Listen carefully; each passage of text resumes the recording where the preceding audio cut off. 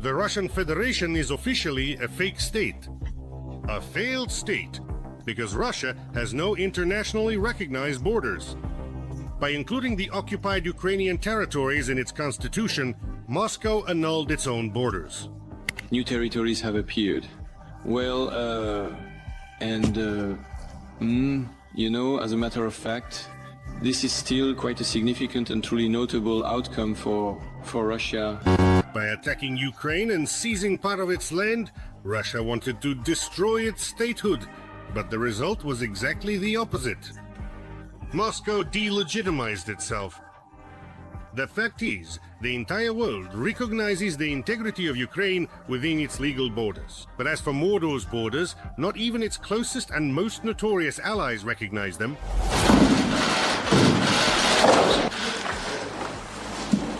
Dear Mr. President, yesterday, you know, I was, well, actually, you see, in a neighboring region.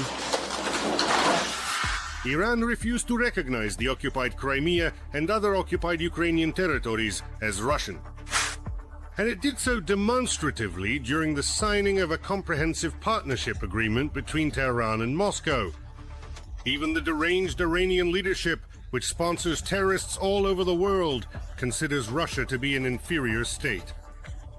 Quite a partner who doesn't recognize territorial sovereignty. And considering that the latest so-called presidential elections in Russia were also held in the occupied territories, it turns out that Iran does not recognize Putin's legitimacy either. Are you all out of your minds over there or not? Are you people even sane over there or not? Only 3 countries have recognized the Russian annexations: Nicaragua, North Korea, and Syria. Now, to be precise, it's just 2. Ukraine's relationship with Syria has changed dramatically now.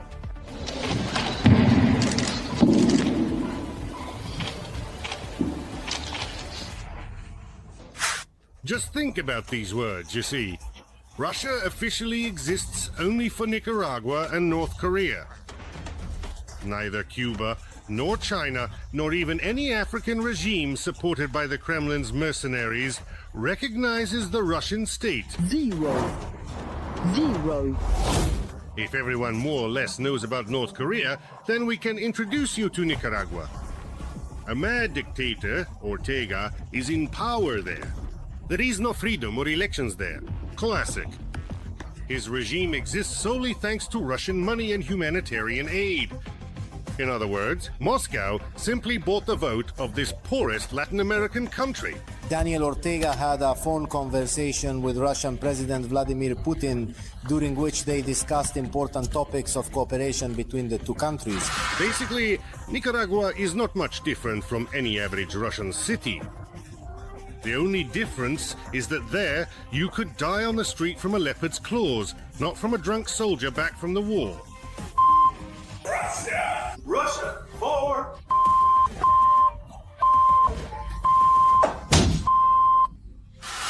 But even if all the Nicaraguas and Irans of the world recognized the Russian-occupied territories, it wouldn't wash away Moscow's shame or add any legitimacy to the former Russian Federation.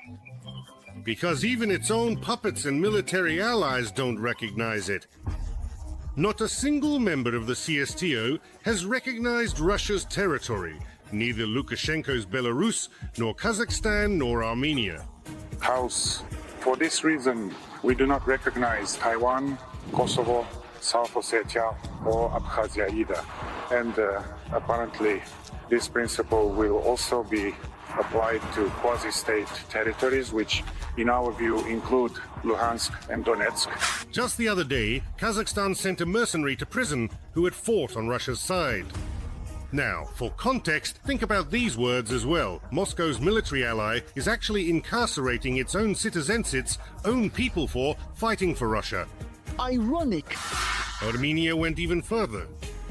After Russia left it to face Azerbaijan and Turkey alone in the war, Yerevan announced its de facto withdrawal from the CSTO and other pro-Moscow alliances.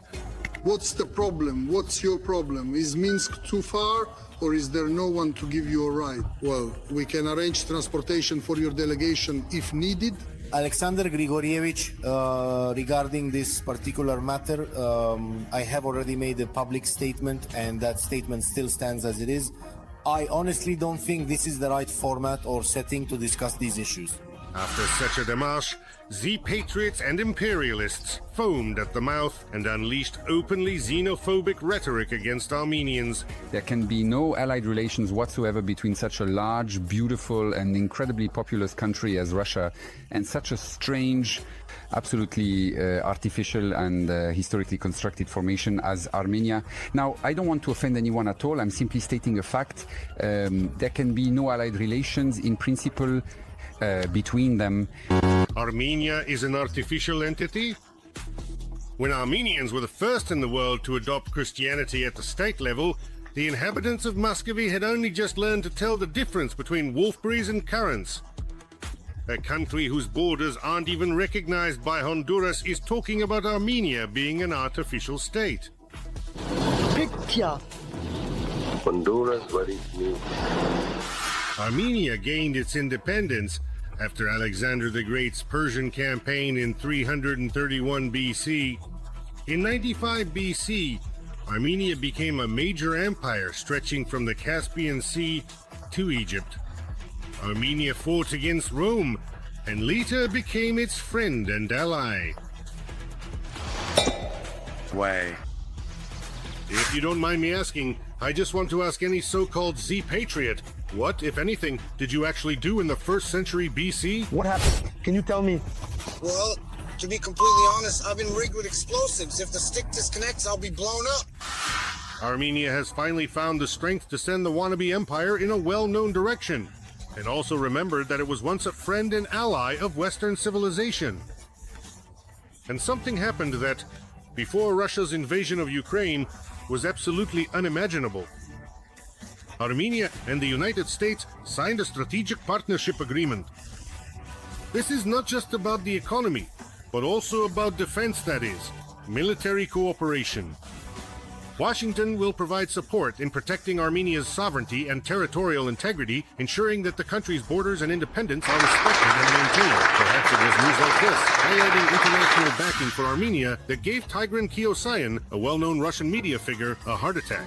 Can you believe that after the 44-day war, this scum and traitor who was hiding in bunkers not only survived, but you actually chose him as Prime Minister again? Formally, a CSTO member is now entering into an alliance with the United States of America. The great geostrategist Putin has outplayed everyone once again. What? Again? A real hysteria broke out in Moscow. Naturally, Ostankino immediately received instructions that Armenians are now worse than Banderites. Kislyov, on his program, said enough to warrant an official protest note. He claimed that Armenia is violating international agreements with Azerbaijan and is generally preparing for a new war. Pashinyan has completely ignored both his own obligations under the trilateral agreement of November 10, 2020, and Ilham Aliyev's categorical demands to finally open the Zangezur corridor. At the same time, as is known, according to Pashinyan, Armenia has passed the point of no return in its relations with our defense alliance, the CSTO, and is receiving a large amount of weapons from France, clearly preparing for a new war. After such a TV show, the Armenian Foreign Ministry summoned the Russian ambassador and also stated that Moscow's propaganda had voiced artificially generated narratives aimed against the sovereignty and territorial integrity of the Republic of Armenia. January 15, the ambassador of the Russian Federation to the Republic of Armenia, Kopyrkin, was summoned to the Armenian Foreign Ministry.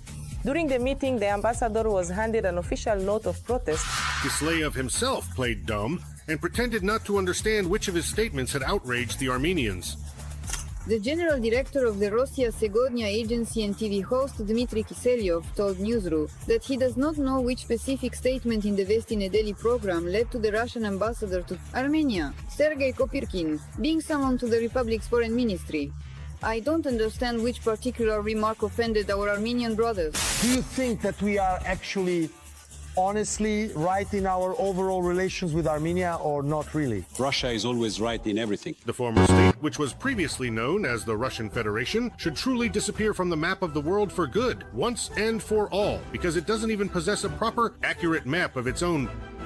No borders, no allies, no international recognition, no legitimate government. The army doesn't even have underwear.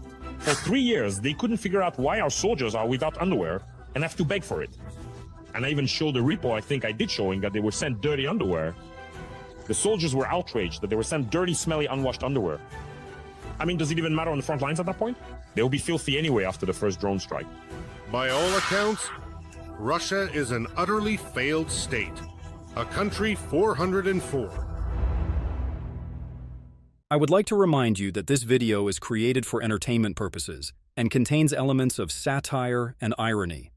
All facts and events are presented in a hyperbolized or exaggerated form to convey a comedic or dramatic effect. Our goal is not to mislead, but to highlight humor. Please take it with a smile.